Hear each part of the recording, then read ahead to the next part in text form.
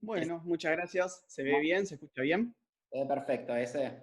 Perfecto. Bueno, mi nombre es Ezequiel Gali, así que vamos a seguir hablando un poquitito de lo que es regeneración ósea guiada. Y antes de comenzar de hablar esto, debemos mirar siempre un poquito para atrás. ¿Se acuerdan estos estudios de los que habló Hernán de Araújo acerca del colapso de la tabla vestibular? Bueno, recordando un poco lo que dicen los libros antiguos y contemporáneos de cirugía, de exodoncia, hay algunas maniobras que siempre nos sugieren. Pasar las siguientes, Lu.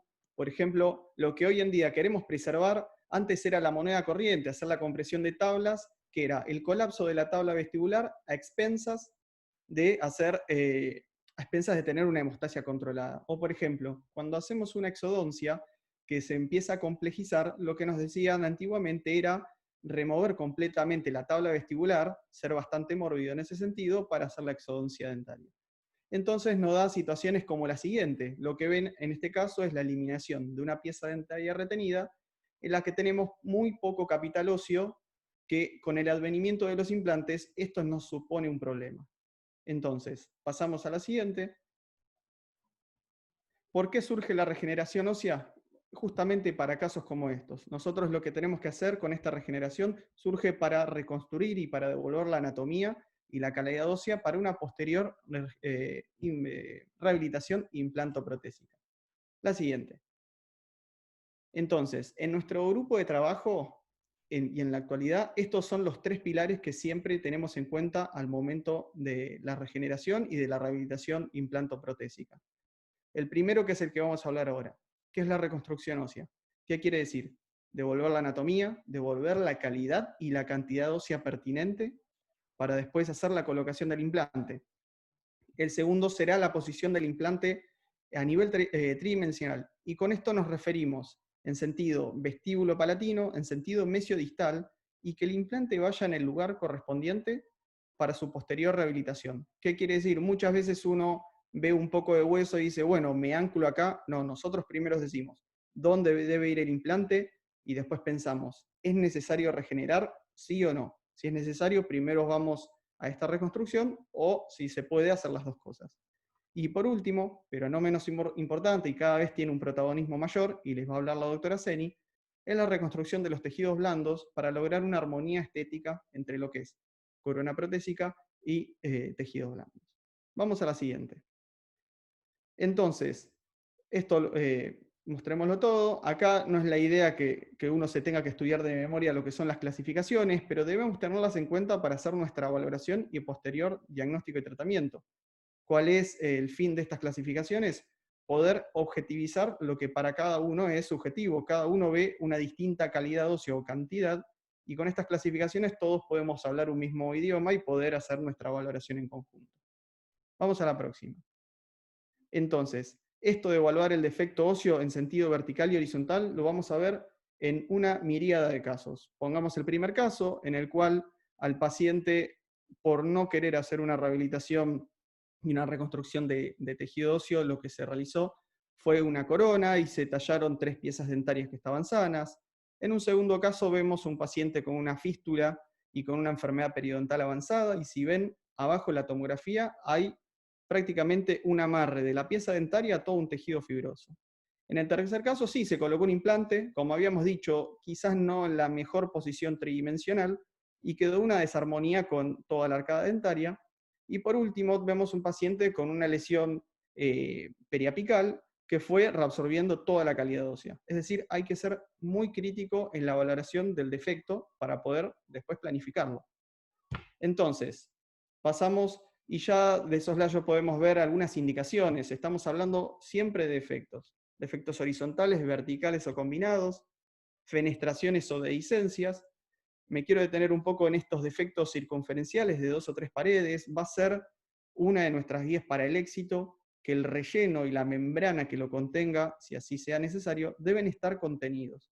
Y entre 2 o 3 paredes es algo es un pronóstico aceptable. Obviamente, cuando tenemos una perimplantitis ya tratada, tratar esta secuela, podemos hacer una regeneración. Como habíamos dicho anteriormente, cuando se coloca un implante o cuando no se va a colocar un implante, pero a futuro se planea realizarlo. Pasamos. Entonces, todo esto está indicado. ¿Y ¿cuándo es que no pienso en una regeneración ósea?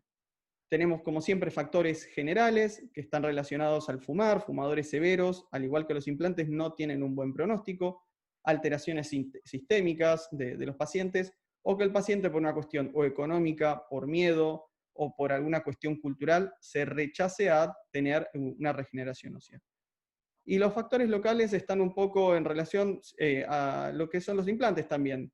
La ausencia de un control de la higiene oral, es decir, el paciente como se tiene que ganar un implante teniendo un buen estado bucal, de la misma forma el paciente si no puede controlar su estado bucal no puede hacerse una regeneración. Estos dos próximos ítems en el que pongo el cierre primario y la estabilización, yo creo que es el concepto que nos gustaría que se lleven de esta charla.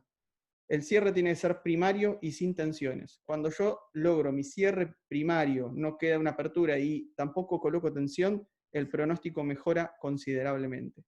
Y como había dicho posteriormente, y también lo van a ver en los casos clínicos, que este relleno esté estabilizado y con una membrana o no, pero que esté estabilizado en el tiempo, que no haya movimientos, ¿sí?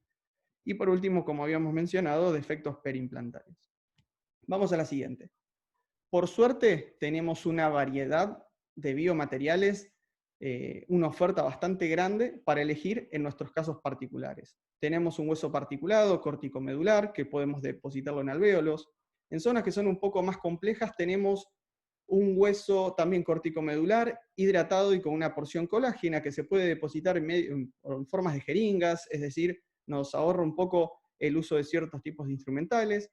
Y por último, cuando vienen también con una fase colágena, como vemos en la última imagen, estos se colocan como en modo de gel y quedan estabilizados. Recuerden de nuevo que la estabilización de este injerto es lo que nos dará la clave del éxito.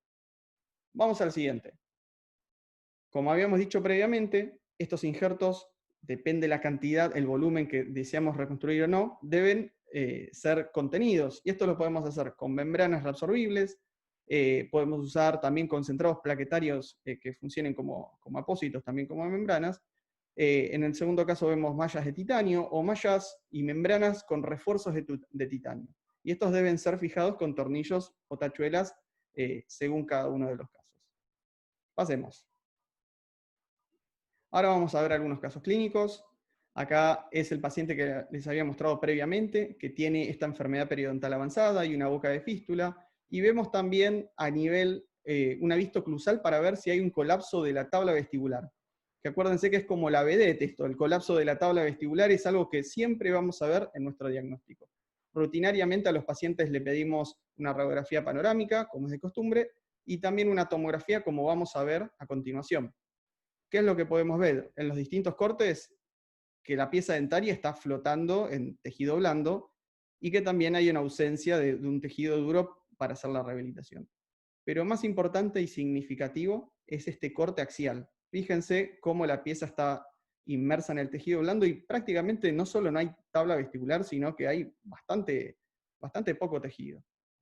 Bueno, pasamos a la siguiente, vamos manos a la obra. Al paciente le pedimos por favor que tenga una buena higiene bucal, viene preparado, y lo que hacemos es primero abrir todo y se prioriza acá la eliminación de la infección, hasta encontrar un hueso que es sano, un hueso sangrante y que es vital, y se van a colocar implantes, en este caso un implante de 3,75 y de 3,3, pero con una particularidad como ven en la última imagen, que no se va a sumergir hasta el fondo. Esto está planificado, vamos a dejar ciertas espiras que estén expuestas para posteriormente regenerarlas. Vamos a la próxima imagen. Acá lo que vemos es la regeneración y la contención con una membrana. Recuerdan que habíamos hablado que la estabilización en el tiempo de esto es lo que nos va a dar el éxito.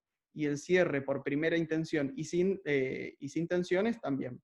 Así que lo cerramos, hacemos nuestros controles pertinentes, pasamos a la próxima, y vamos aproximadamente en 6 meses, vamos a hacer nuestro control radiográfico si estamos bien o cómo estamos. Fíjense en la imagen de la derecha, comparando a la izquierda, sobre todo en los cortes, en el corte axial, esa ganancia de tejido óseo, esa ganancia de todo el contorno, que es el que estaba ausente en el primer caso, y la posición correspondiente de ambos implantes a nivel tridimensional. Vamos a la próxima.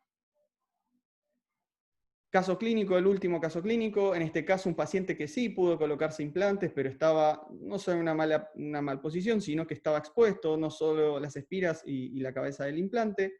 Le pedimos también estudios por imágenes, vamos a ver la próxima.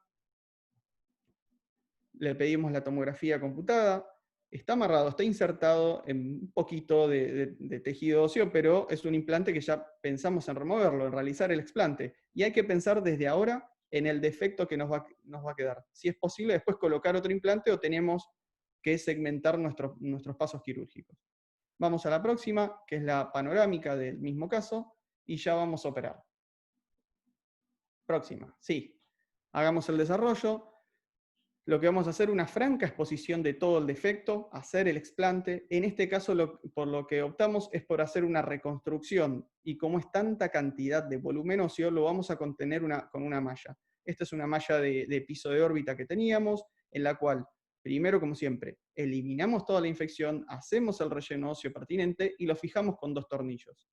Y por último, el cierre, como les había dicho de nuevo, un cierre sin tensión, un cierre que nos permita también devolver la anatomía a todas las papilas, y vamos a hacer un control nuevamente. Hacemos nuestro control radiográfico y a continuación también vemos a nivel panorámico. Volvemos a abrir aproximadamente a los 6 meses también, y en este caso van a ver esta arenilla ósea superficial, pero un núcleo óseo generoso para colocar el implante en la posición deseada. Acá aprovechamos el abordaje y por palatino sacamos un poquitito de tejido blando e hicimos un injerto gingival de los que va a hablar la doctora Sabrina Seni, y por último la colocación del implante. Y como ya les dije previamente, nuestro cierre correspondiente. Vamos a la próxima y el control pertinente radiográfico. Próxima. Entonces, ¿qué es lo importante que nos podamos llevar? Primero, que es una técnica sensible. Hay ciertas claves del éxito en esto, como habíamos mencionado: evaluar bien al paciente, las condiciones sistémicas, el compromiso del paciente, a nivel quirúrgico, nuestro cierre laxo y nuestra regeneración que sea adecuada, y el entendimiento, no solo de la biología ósea, sino de los biomateriales que manejamos, son 2 claves del éxito. Y como todo tiene su curva de aprendizaje, que de a poco uno va siendo más ducho y creando su propia experiencia. Les doy las gracias por el tiempo y seguimos con la doctora Seni.